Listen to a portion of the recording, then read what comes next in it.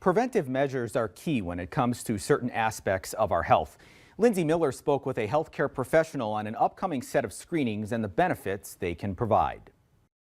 Marilyn Yellowbird is the director of public health at Elbowoods Memorial Health Center. Yellowbird says after witnessing a young woman in her 20s battle colorectal cancer, she began offering free screenings on the Fort Berthold Reservation.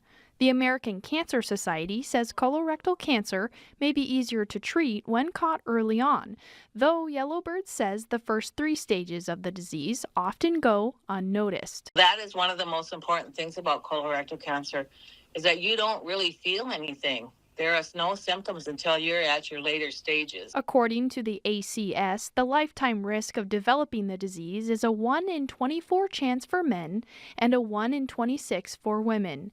Yellowbird says it's the second leading cancer-cause death for Native Americans. But she says a few lifestyle and diet changes can help eliminate your risk of the disease. The diet is important in colorectal cancer.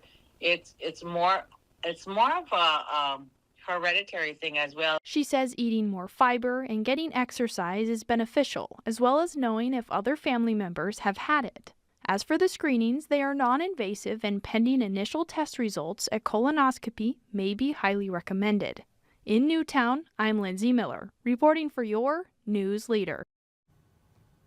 Yellowbird says they are now offering their 5th year of free screenings to help with early detection. No appointment is necessary and it is open to everyone, including those who don't live on the reservation.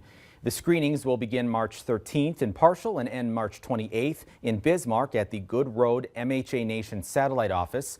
Other screening locations will be throughout the month in Newtown, White Shield, Mandaree, and Twin Buttes.